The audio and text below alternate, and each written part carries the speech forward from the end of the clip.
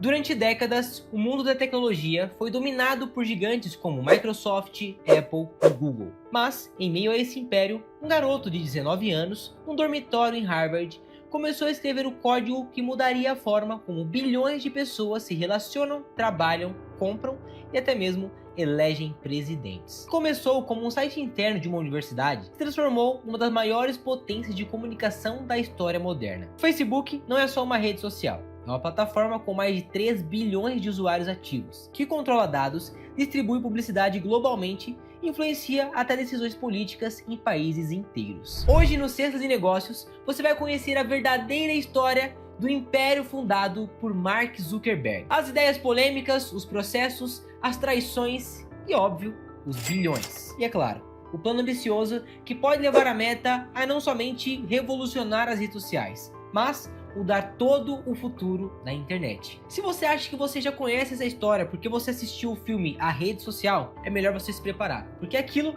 foi só o trailer. A verdadeira história você vai conhecer agora.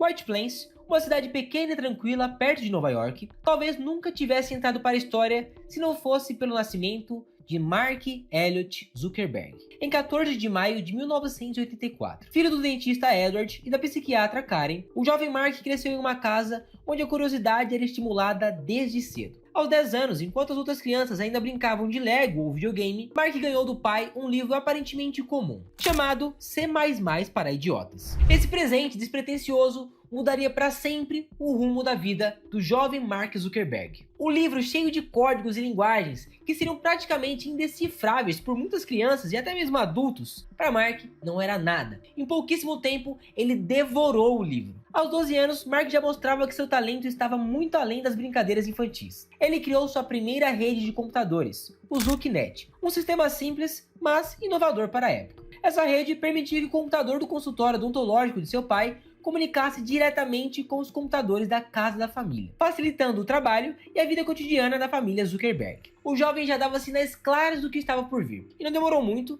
para que seu talento começasse a chamar a atenção. Durante o ensino médio, Mark teve aulas particulares com um engenheiro da própria Microsoft, aprimorando ainda mais suas habilidades técnicas. Foi então, aos 17 anos, que o jovem desenvolvedor mostrou ao mundo sua primeira grande criação, o Synapse Media Player. Esse não era apenas mais um software, era uma plataforma inteligente capaz de aprender os gostos musicais dos usuários e sugerir automaticamente novas canções. Parece familiar, não é mesmo? Hoje, plataformas como o Spotify, por exemplo, usam tecnologias semelhantes, mas lá em 2001 isso era algo totalmente revolucionário. A Microsoft e a AOL rapidamente bateram na porta do garoto prodígio, oferecendo uma fortuna pela criação. Porém, para a surpresa de todos, Mark recusou. Em vez disso, ele liberou o código gratuitamente na internet, para que qualquer pessoa pudesse usar e melhorar a sua criação. No fundo, eu acho que ele sabia que ele criaria coisas grandiosas e um dia se tornaria muito mais rico do que ele poderia ser naquela época. Naquele momento, Mark não parecia interessado em dinheiro rápido ou fama rápida. Seu foco era outro. Ele queria criar algo grandioso, que pudesse impactar milhões de pessoas. O jovem Zuckerberg já havia descoberto a sua paixão. Ele queria entender profundamente as pessoas e como elas interagiriam com o mundo digital. Essa mesma paixão o levaria a Harvard, um dos locais mais prestigiados dos Estados Unidos. E lá, num dormitório universitário apertado, Mark escreveria as primeiras linhas de código daquilo que mudaria para sempre a história da internet e da comunicação no mundo inteiro. No início dos anos 2000, entrar em Harvard era um sonho de quase todos os jovens gênios dos Estados Unidos. Mas para Mark Zuckerberg, isso era apenas mais uma etapa na sua vida, pois seu destino estava prestes a mudar para sempre, justamente entre as paredes dessa instituição centenária. Quando Mark chegou a Harvard em 2002, ele não estava pensando em simplesmente obter um diploma e seguir uma carreira convencional. Desde o primeiro momento, ficou claro que seu olhar estava fixado em oportunidades maiores. Lá, ele conheceu colegas que seriam fundamentais para o seu destino, como Eduardo Saverin, Dustin Moskovitz e Chris Hughes. Mas, antes da criação do Facebook, veio uma ideia controversa. Em outubro de 2003, durante uma noite comum em seu dormitório, Mark desenvolveu o Face Mesh, um site que permitia comparar a beleza das alunas, usando fotos obtidas ilegalmente dos servidores da própria universidade. A ideia se espalhou como fogo em Harvard. Em poucas horas, o site já havia ultrapassado 22 mil visualizações, derrubando completamente a rede da universidade. O sucesso trouxe consequências imediatas. A administração da faculdade ficou furiosa e obrigou Mark a retirar o site do ar, além, é claro, de aplicar nele uma advertência por violação de privacidade. Porém, o episódio abriu os olhos dele para algo que ele ainda não tinha observado atentamente. As pessoas tinham uma necessidade quase obsessiva de interagir umas com as outras, especialmente no ambiente fechado e competitivo de Harvard. Inspirado pelo Facebook, o anuário tradicional de estudantes que existia nas universidades americanas, Zuckerberg teve uma nova ideia. Dessa vez, queria algo mais estruturado, menos polêmico e principalmente com um potencial maior de crescimento. No dia 4 de fevereiro de 2004, junto com seus amigos Eduardo Saverin, Dustin Moskovitz e Chris Hughes, Mark lançou o The Facebook. A ideia inicial era simples, mas poderosa. Conectar os estudantes por meio de perfis pessoais com informações básicas e fotos. Em poucos dias, metade dos alunos de Harvard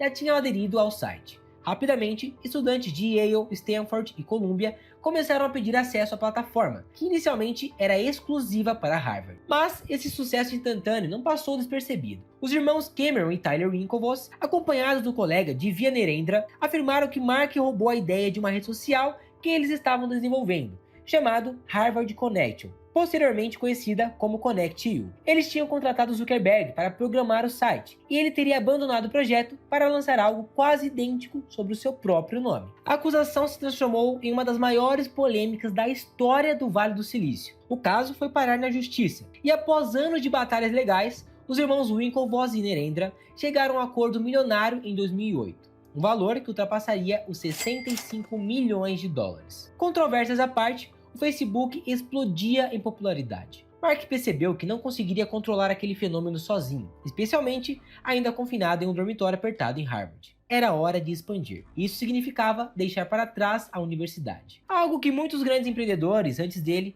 como Bill Gates e Steve Jobs, já haviam feito. Assim, Mark Zuckerberg, aos 19 anos, decidiu largar Harvard para mergulhar de cabeça no seu sonho. Sem garantia nenhuma, mas com uma ambição gigantesca, ele partiu rumo ao Vale do Silício, onde o Facebook não apenas cresceria, mas redefiniria para sempre a forma como o mundo interage. E ali, no epicentro da tecnologia global, desafios ainda maiores estariam à espera do jovem fundador. As traições internas, disputas jurídicas, o crescimento explosivo e as decisões arriscadas que transformariam o Facebook na gigante que é hoje.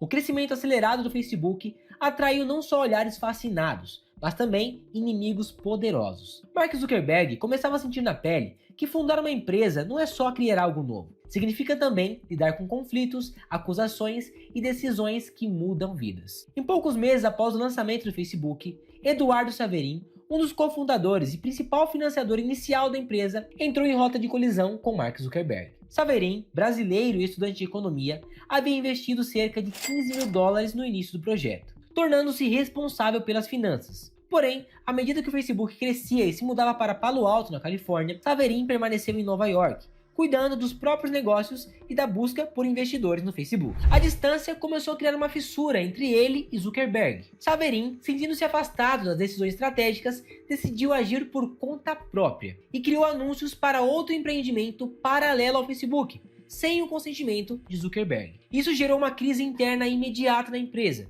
e Mark Zuckerberg tomou uma atitude drástica. Diluiu a participação acionária de Saverin na empresa, reduzindo sua influência no Facebook. Eduardo não aceitou pacificamente a decisão e entrou com uma ação judicial contra o Facebook. Após uma batalha intensa, as partes chegaram a um acordo confidencial que estabeleceu parcialmente as ações de Saverin, que hoje vive em Singapura como um dos bilionários brasileiros mais jovens da história. E ele também é o brasileiro mais rico do mundo, embora ele não tenha empreendimento nenhum no Brasil e nem sequer more no Brasil. Mas ele é brasileiro. No entanto, Saverin não era o único problema que Zuckerberg teria que enfrentar naqueles primeiros anos. Uma disputa judicial ainda maior vinha dos gêmeos Tyler e Cameron Winklevoss e seu parceiro Divya Narendra, que alegavam que Zuckerberg havia roubado a ideia deles, que eles consideravam a ideia original da rede social. Os Winklevoss tinham contratado Mark para programar o site Harvard Connection, rede social destinada exclusivamente aos estudantes de Harvard. Após algumas semanas trabalhando com eles,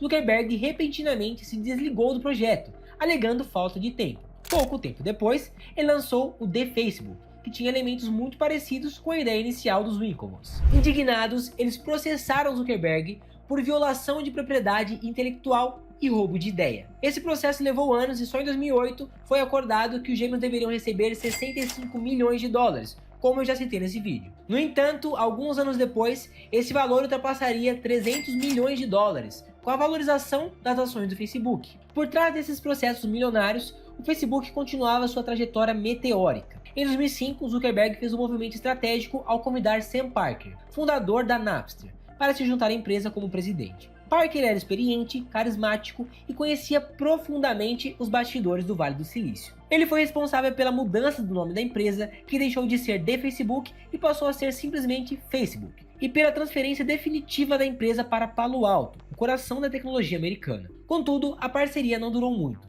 Parker, que já era conhecido por uma vida social intensa e problemática, acabou envolvido em um escândalo policial. Ele foi preso por posse de cocaína em uma festa particular. O incidente gerou constrangimento e Mark não teve escolha senão afastá-lo da empresa. Mesmo assim, Sam Parker deixou um legado importante ao trazer investidores essenciais para o crescimento do Facebook. Foi Parker quem apresentou Mark a Peter Thiel, cofundador do PayPal, que investiu $500 milhão, garantindo ao Facebook a estabilidade financeira necessária para seguir crescendo. Nessa fase turbulenta, Mark Zuckerberg começava a aprender duramente o custo real do sucesso. Aquele garoto introvertido que apenas queria conectar pessoas, agora tinha que enfrentar batalhas legais, traições internas e a pressão constante de investidores e usuários que cresciam exponencialmente. Enquanto essas disputas judiciais ocupavam as manchetes, Zuckerberg sabia que o destino do Facebook dependeria não só de resolver esses conflitos, mas também de continuar inovando. Ele entendeu que para dominar o mercado, precisaria dar passos maiores e mais ousados, expandindo funcionalidades e se preparando para novos desafios. E foi exatamente isso que ele fez. O Facebook não só sobreviveu a essas controvérsias, como usou elas para crescer ainda mais. Com novos aliados estratégicos e mente focada em inovação constante, Zuckerberg guiava o Facebook a uma expansão estratosférica. Superadas as turbulências iniciais, Mark Zuckerberg sabia que teria que fazer algo de diferente no Facebook para ele não ser apenas uma rede social passageira, como foi o caso do Orkut e outras anteriores. Seu objetivo agora era claro e ambicioso: transformar o Facebook não só em uma rede social que as pessoas passassem o tempo, mas em algo que fosse essencial no dia a dia das pessoas. Já estabelecido no Vale do Silício e com capital significativo de investidores, como Peter Thiel, o Facebook passou a viver uma fase intensa de inovação. Em 2006, Mark tomou uma decisão que mudaria completamente o rumo da empresa: abriu o Facebook para o público em geral. Até então, a rede era exclusiva para estudantes universitários e alguns grupos específicos, mas a abertura para o mundo inteiro multiplicou rapidamente a base de usuários, acelerando o crescimento da plataforma. Para manter esses usuários conectados por mais tempo, Zuckerberg lançou um recurso revolucionário: o feed de notícias. Pela primeira vez, as pessoas poderiam acompanhar em tempo real o que seus amigos estavam fazendo, compartilhando ou curtindo. Esse novo recurso aumentou significativamente o engajamento,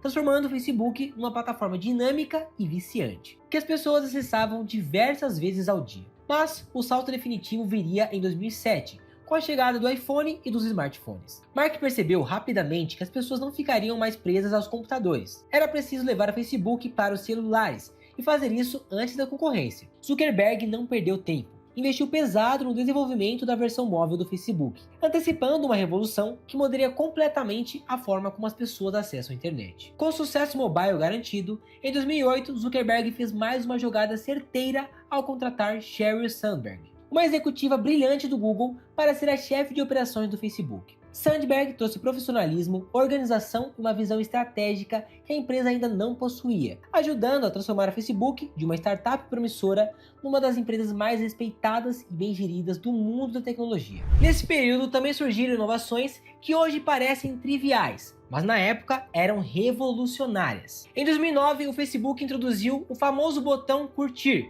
que permitia as pessoas a interagirem umas com as outras, mostrando que gostaram de determinado post. Mais tarde, em 2016, esse recurso evoluiria para as famosas reações, permitindo expressar emoções variadas, como por exemplo o haha, o amei, o triste e até mesmo o com raiva. Zuckerberg também percebeu cedo que para crescer rapidamente não era necessário apenas inovar, mas também comprar inovação. Ele começou a transformar o Facebook num gigante que adquiria empresas menores com grande potencial. Uma das primeiras aquisições de grande impacto foi feita em 2012. Zuckerberg chocou o mercado ao anunciar a compra do Instagram por $1 bilhão, valor que muitos analistas à época consideravam absurdamente alto para um aplicativo, com poucos funcionários e praticamente sem receita. Hoje, o Instagram é uma das joias mais valiosas do portfólio do Facebook. Em paralelo, Zuckerberg percebeu que o futuro seria moldado não apenas por fotos e texto, mas também por mensagens instantâneas. Em 2014, ele fez a maior aquisição da história do Facebook,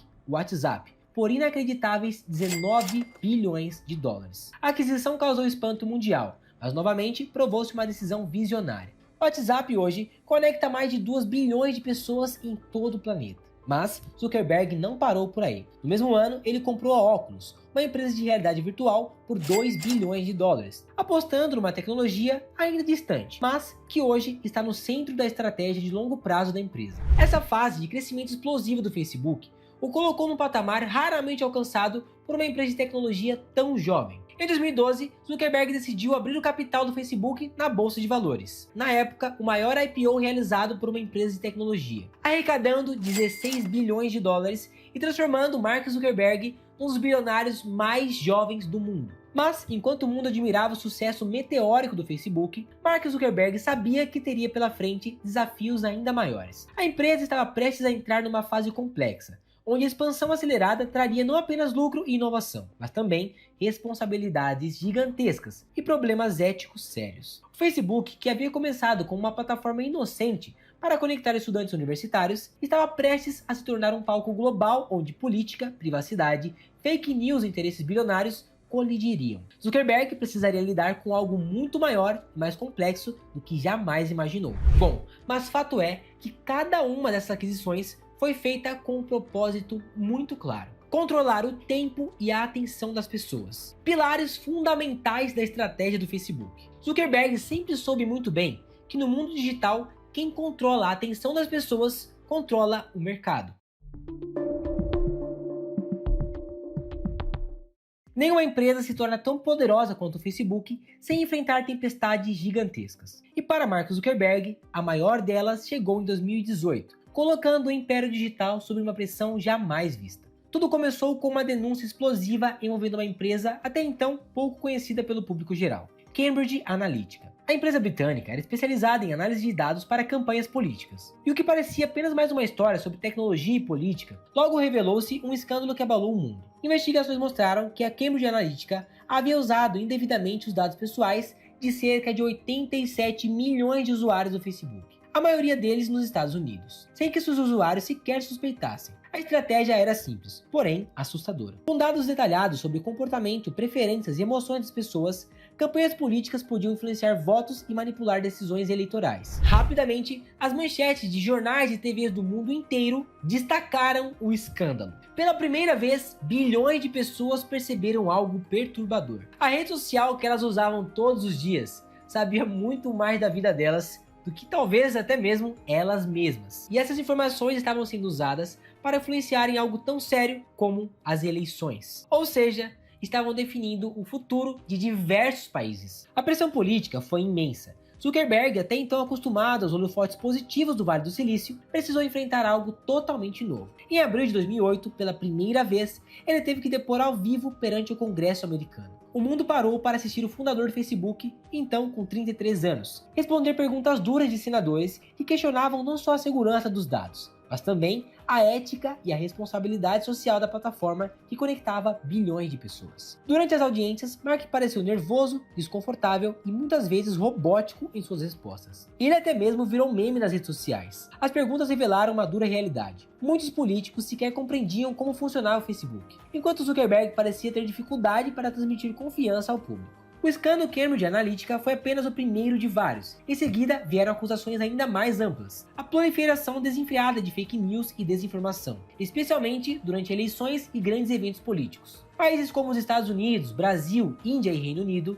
passavam a ver o Facebook como uma ameaça potencial à democracia. Zuckerberg tentou reagir rapidamente, implementando mudanças rigorosas nas políticas de privacidade e segurança da plataforma. Em maio de 2018, o Facebook se adequou ao rigoroso Regulamento Geral de Proteção de Dados, o GDPR. na Europa, numa tentativa de demonstrar compromisso com a privacidade dos usuários. Além disso, o Facebook começou a investir milhões em equipes de fact-checking e inteligência artificial para combater fake news. Mas o dano à reputação já havia sido feito. Muitos usuários passaram a se questionar se deveriam continuar confiando na rede social. Surgiram diversos movimentos pedindo que as pessoas deletassem seus perfis, e alguns concorrentes surgiram comendo pelas beiradas, como por exemplo o TikTok, o Snapchat e o Twitter, que pouco a pouco foram ganhando espaço. Apesar de todos esses problemas, Zuckerberg nunca perdeu de vista sua visão original: manter as pessoas conectadas, custe o que custar. Mesmo com a tempestade ainda presente, o Facebook manteve o crescimento acelerado. Mark sabia que precisava se reinventar não só para superar a crise, mas também para criar um novo futuro, longe da imagem desgastada pela polêmica e pela desconfiança global. A resposta viria anos depois,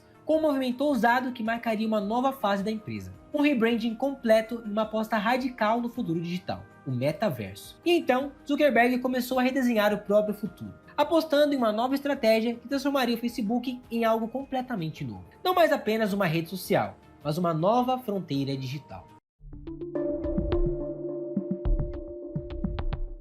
As crises enfrentadas pelo Facebook deixaram claro para Mark Zuckerberg que manter a empresa como já estava não era mais suficiente. O desgaste da imagem, as críticas incessantes e os questionamentos éticos constantes fizeram Zuckerberg tomar uma decisão ousada: reinventar a empresa por completo. Então, em 28 de outubro de 2021, em uma conferência global transmitida ao vivo para milhões de espectadores, Zuckerberg anunciou algo surpreendente: o Facebook mudaria seu nome para Meta. A mudança não era apenas estética, era estratégica.